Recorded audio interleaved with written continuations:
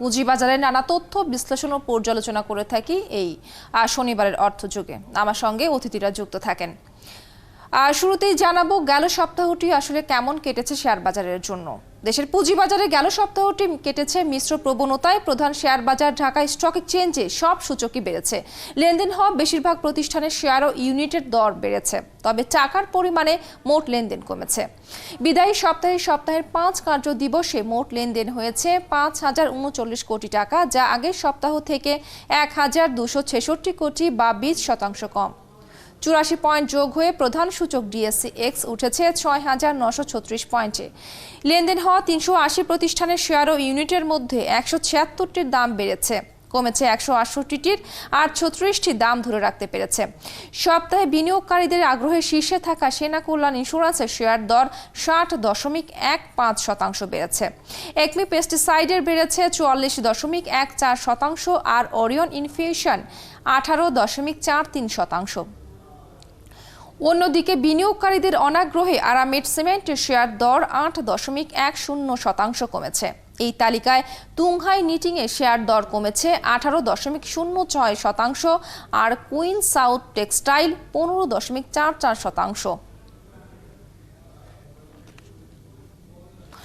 দেশের প্রধান শেয়ার বাজার ঢাকা স্টক এক্সচেঞ্জে সাপ্তাহিক লেনদেন কমে 5,000 কোটি টাকার ঘরে নেমেছে।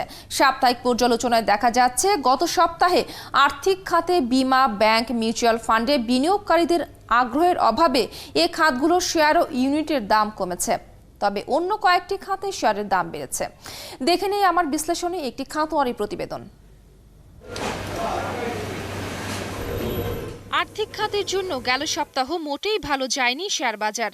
বীমা উপখাত তো বড় ধাক্কাই খেয়েছে। সাধারণ বীমা প্রতিষ্ঠানগুলো শেয়ারের দাম গড়ে কমেছে 13% বেশি। একইভাবে জীবন বীমাতে কমেছে 7%।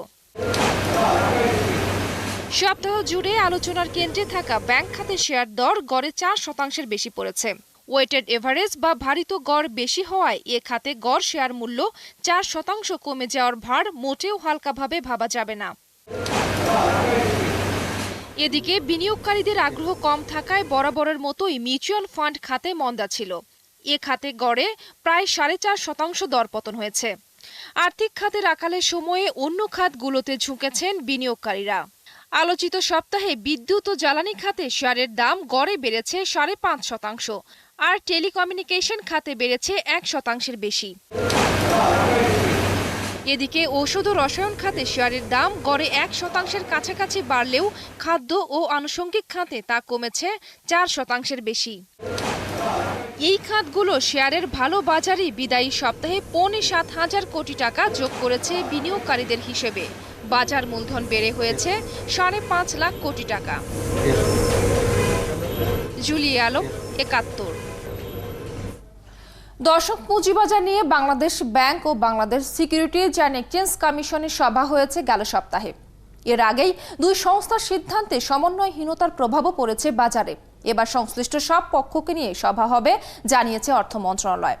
এদিকে আগের সপ্তাহে 15,000 কোটি টাকা কমলেও বিদায়ী সপ্তাহে ডিএসসির বাজার মূলধন বেড়েছে 7,500 কোটি টাকা। এমন আরও কিছু বিষয় এবং বিদায়ী সপ্তাহ সহ নভেম্বরের শেয়ার বাজার বিশ্লেষণ করব আজ। এজন্য শনিবারের বিশেষ অর্থযোগে আমার সঙ্গে যুক্ত হয়েছেন বিএসসির কমিশনার শেখ শামসুদ্দিন আহমেদ ও ডিএসসির সাবেক পরিচালক আহমেদ রশিদ লালী।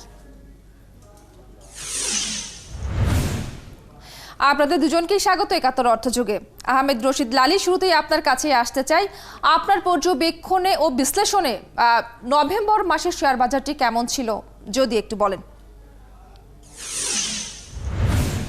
নভেম্বরের আগের থেকেও ধরি বাজারটা খুব ভালোভাবে চলছিল এবং বাজারে একটা ভাইব্রেন্সি ছিল। আনফরচুনেটলি আমরা বাংলাদেশ ব্যাংকের কয়েকটা পদক্ষেপ দেখলাম, যেগুলা এই পদক্ষেপগুলো পুঁজিবাজারের জন্য একটু ডিপ্রেসিভ, এবং আমরা দেখলাম যে ওনাদের জুরিসডিকশন ছেড়ে বাইরে এসে কিছু কিছু কাজ করেছেন, যেগুলো এসইসির মাধ্যমে জিনিসগুলো হতো না। হয়তো ওনারা এসইসি কে বলে যদি এই জিনিসগুলো করতেন, তাহলে এইরকম একটা কনফিডেন্সের ঘাটতি যেটা আমরা দেখছি তো এই পুরো মাসটাই দেখলাম, নভেম্বর মাসটা কিন্তু হতো না। আনফরচুনেটলি বাংলাদেশ ব্যাংক এসিসির সাথে আলোচনা না করে সিদ্ধান্ত ইউনিল্যাটারালি নিয়েছেন, যেটার কারণে বাজারে একটা ইম্প্যাক্ট পড়েছে এবং এই ইম্প্যাক্টের কারণে আমরা এই কয়দিন ধরে দেখছি যে বাজারটা স্লো ডাউন হয়ে গেছে। এখন আপনি যেটা বললেন না প্রারম্ভিক যে বাজারে ভলিউমস কমে গেছে, দেখেন বাজারে ভলিউমস তখনই কমে যখন স্পেসটা থাকে না। মানে আমি 100 টাকা একটা জিনিস কিনলাম, 80 টাকা হয়ে গেল, আমি 20 টাকা লসে বেচবো না, যে আমি একটা বিক্রি করে আরেকটা শেয়ারে বিনিয়োগ করব, সেই জায়গাটা থাকে না, সেই স্পেসটা, মানে ভলিউমস গুলো কিন্তু কমে গেছে। সো কাজেই এই জিনিসটা আমরা দেখেছি একটা আহমেদ রশিদ লালী, আপনি আছেন আমার সঙ্গে, আবারও ফিরবো আপনার কাছে। শেখ শামসুদ্দিন আহমেদ, কয়েক মাস ধরেই বাংলাদেশি ব্যাংক এবং বিএসএস এর মধ্যে পুঁজিবাজারের বিভিন্ন বিষয় নিয়ে মতভেদ বা রেষারেষির খবর আমরা দেখছিলাম। 30 নভেম্বর গত সপ্তাহে এই দুই নিয়ন্ত্রক সংস্থার বৈঠক হয়েছে। বৈঠক থেকে বেরিয়ে এসে আপনার বক্তব্য ঘিরেই আলোচনা তৈরি হয়েছিল। আমরা বাংলাদেশি ব্যাংকের বিজ্ঞপ্তিও দেখেছি। আপনার কাছ থেকে আসলে বিষয়টি পরিষ্কার শুনতে চাই। ধন্যবাদ আপনাকে এই প্রশ্নটি করার জন্য। আমি মনে করি প্রশ্নটি আমার কাছে যথেষ্ট অবান্তর, এই কারণে যে বাংলাদেশ ব্যাংকের সাথে সিকিউরিটি এক্সচেঞ্জ কমিশনের এমন কিছু হয়নি যা নিয়ে এ ধরনের আমরা আলোচনা করতে পারি। বাংলাদেশ ব্যাংক সরকারের একটি প্রতিষ্ঠান, সিকিউরিটি এক্সচেঞ্জ কমিশনের সরকারের একটি প্রতিষ্ঠান। আমরা সমবেতভাবে সম্মিলিতভাবে দেশের অর্থনৈতিক প্রবৃদ্ধির জন্য কাজ করে থাকি।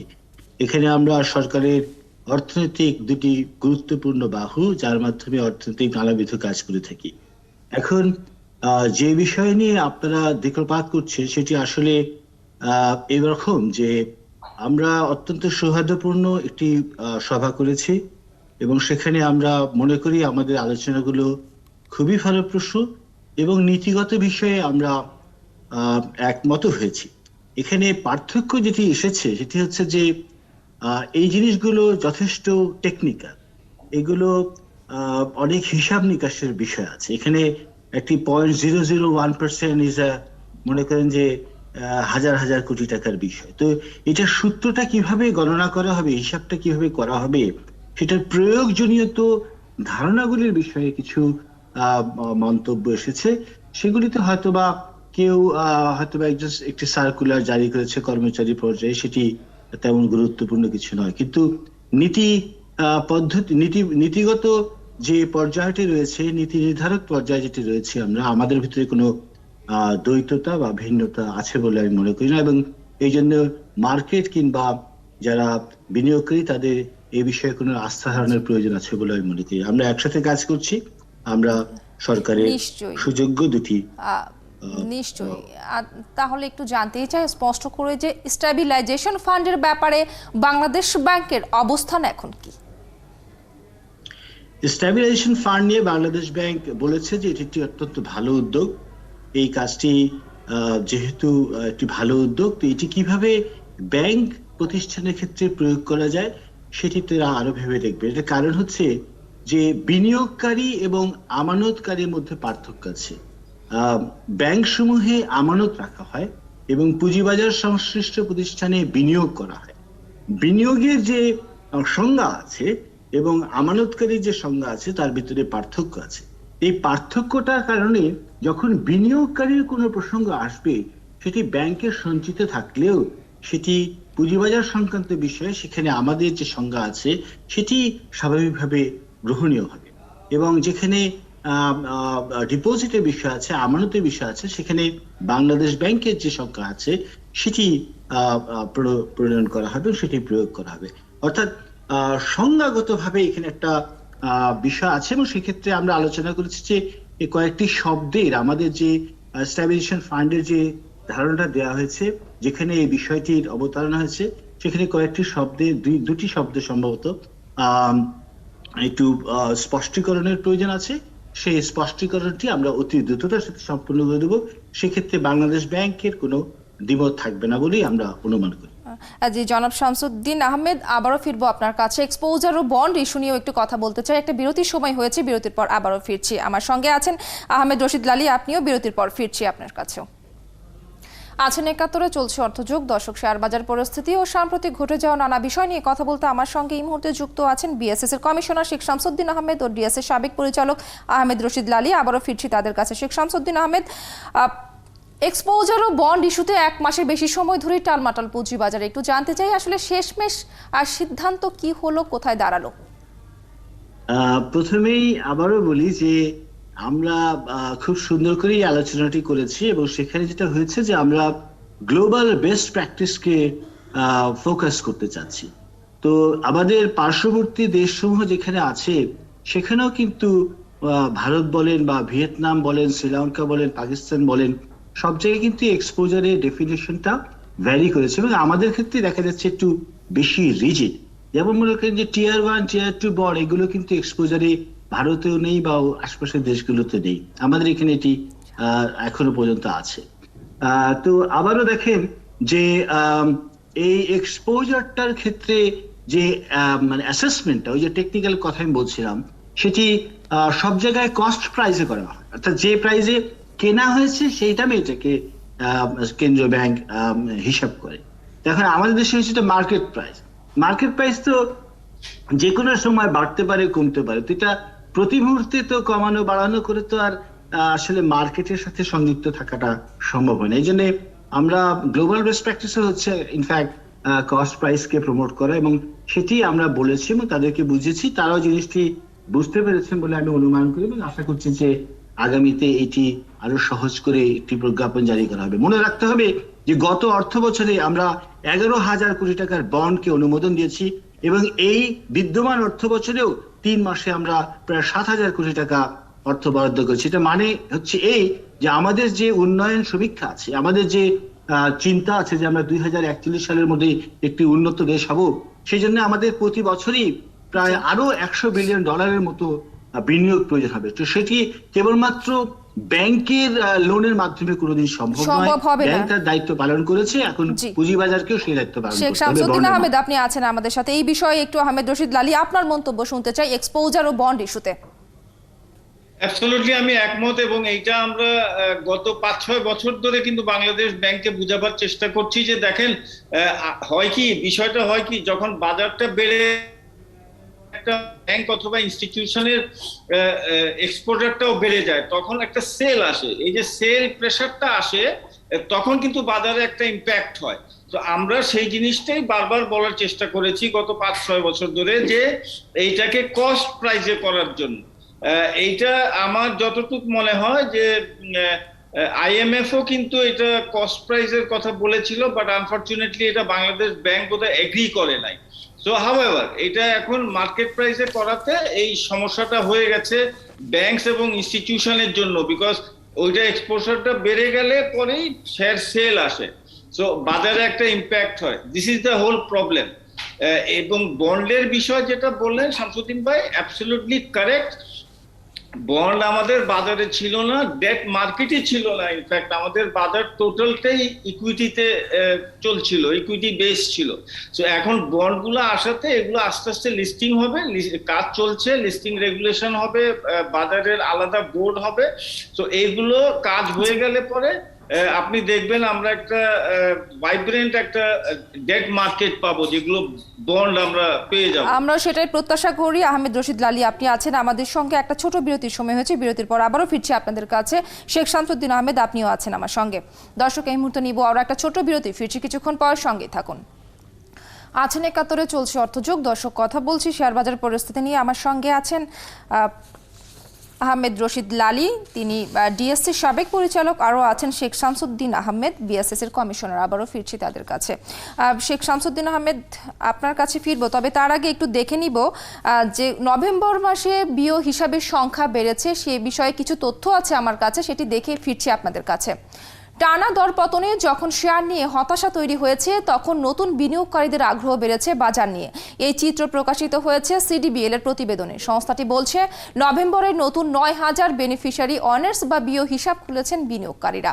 অক্টোবরে বিও হিসাব ছিল 20,10,500, নভেম্বরে তা বেড়ে দাঁড়িয়েছে 20,19,783টিতে। এই সময় পুরুষদের বিও হিসাব 7,026টি বেড়ে হয়েছে 15,754টিতে, আর নারীদের বিও হিসাব 2,143 142টি বেড়ে হয়েছে 5,03,696টি। কোম্পানি বিও নভেম্বরে 114টি বেড়ে দাঁড়িয়েছে 15,223টিতে। তবে এ সময় বিদেশে অবস্থানকারী বিনিয়োগকারীদের অংশগ্রহণ কমেছে। তাদের বিও সংখ্যা 667টি কমে দাঁড়িয়েছে 89,841টিতে। অক্টোবরে এটি ছিল 90,508টি। শেখ শামসুদ্দিন আহমেদ, আমরা দেখছিলাম যে নভেম্বরে বিও হিসাবে সংখ্যা বেড়েছে, সেটি অবশ্যই খুব ভালো বিষয়, কিন্তু একই সাথে আমরা দেখলাম যে বিদেশি বিনিয়োগকারীদের সংখ্যা কমছে। এর কারণ কি বলে মনে করেন? কারণ যখন আমরা দেখতে পাচ্ছি যে বিএসএসি বিদেশি বিনিয়োগকারীদের টানার জন্য, বিদেশি বিনিয়োগ আকর্ষণের জন্য বিভিন্ন দেশে রোড শো করছে, কি বলবেন? কারণটি এরকম যে আমরা বিও অ্যাকাউন্ট খোলাকে খুব সহজ করেছি। আগে এটি খুলতে অনেক দীর্ঘ একটা পদ্ধতির মাধ্যমে যেতে হতো, ফিজিক্যালি আপনাকে একটা ব্রোকারেজ হাউস যেতে হতো, এরকম বিষয় ছিল। এখন আমরা যেটা করেছি যে একেবারে আমাদের সিডিবিএল এর ওয়েবসাইটে গিয়ে তাৎক্ষণিকভাবে বা ব্রোকারেজ হাউসে বা ব্যাংকের ওয়েবসাইটে গিয়ে যদি তাদের ব্রোকারেজ থাকে সরাসরি তারা অ্যাকাউন্ট খুলতে পারে। এটা একেবারেই সহজ করে দেওয়া হচ্ছে। এখন দেশে সেই জন্য বেড়েছে এবং আমরা প্রতিনিয়ত ডিজিটাল বুথ এবং ব্রাঞ্চেস বাড়াচ্ছি এবং এট দি সেম টাইম আমরা অনেক ট্রেড লাইসেন্স দিয়েছি। গত কয়েকদিনে ঢাকাতে প্রায় 57টির মতো এবং চিটাগাংয়ে প্রায় 15টির মতো নতুন ট্রেড লাইসেন্স দিয়েছি। আমরা আশা করছি যে আগামীতে আরো বিপুল পরিমাণে বিনিয়োগকারী আমাদের বাজারে সংযুক্ত হবেন। এখন আপনি যে প্রশ্নটা করছেন বিদেশ থেকে কমছে, এটার কারণ হচ্ছে যখন আমরা এই ডিজিটালাইজেশন করেছি তখন সেখানে যেহেতু ডিজিটালাইজ করেছি সেখানে অনেক ক্ষেত্রে কিছু অ্যানোমেলিস ছিল। প্রথম দিকে কিন্তু বাংলাদেশেরও মার্কেটে কিন্তু আমরা যখন ডিজিটালাইজ করেছি কিউআইসি বা এই ধরনের জিনিসগুলোকে নিয়ে, তখন কিন্তু সেখানেও প্রায় বেশ কয়েক লক্ষ বিনিয়োগকারী কমে গিয়েছিল। একই মানে ডুপ্লিকেশন ছিল, রিডান্ডেন্সি ছিল, সেগুলোকে আমরা ওভারকাম করেছি, সেই কারণে কমেছে। কিন্তু আমরা যেহেতু বিদেশ যাচ্ছি, দেখতে পাচ্ছি তাদের আগ্রহ, আমি মনে করি আগামী দিনগুলোতে আরো ব্যাপকভাবে শেখ শামসুদ্দিন আহমেদ আপনি আছেন আমাদের সাথে। আহমেদ রশিদ লালী, আমরা একেবারে আলোচনার শেষ পর্যায়ে আপনার কাছে একটু ছোট করে জানতে চাই যে সামনের ডিসেম্বর মাসটি কেমন যেতে পারে, একেবারেই শেষ মাস এই বছরের, আপনি ছোট করে যদি একটু মন্তব্য করেন। জি ধন্যবাদ। দেখেন, ডিসেম্বর মাসে ব্যাংকের একটা অ্যাডজাস্টমেন্টের বিষয় কিন্তু থাকে এবং ইয়ার ক্লোজিং হয়। সো কাজেই এই ব্যাংক সেক্টর এবং এখানে কিছুটা যেহেতু অ্যাডজাস্টমেন্ট হবে, এটা শেষের দিকে হয় সাধারণত, বাট আদারওয়াইজ অন্যান্য সেক্টর কিন্তু আমি আশা করছি যে মোটামুটি গতিতে থাকবে, নর্মাল গতিতে থাকবে।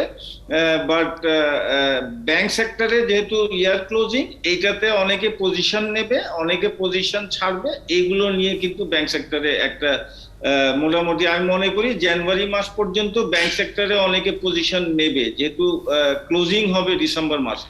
তো আমার মনে হয় ডিসেম্বর মাসে more or less market will be good. Ahmed Rashid Lali, আপনাকে অসংখ্য ধন্যবাদ আমাদের সঙ্গে যুক্ত হবার জন্য, অর্থযোগকে সময় দেওয়ার জন্য। একই সঙ্গে ধন্যবাদ জানাচ্ছি শেখ শামসুদ্দিন আহমেদ আপনাকেও।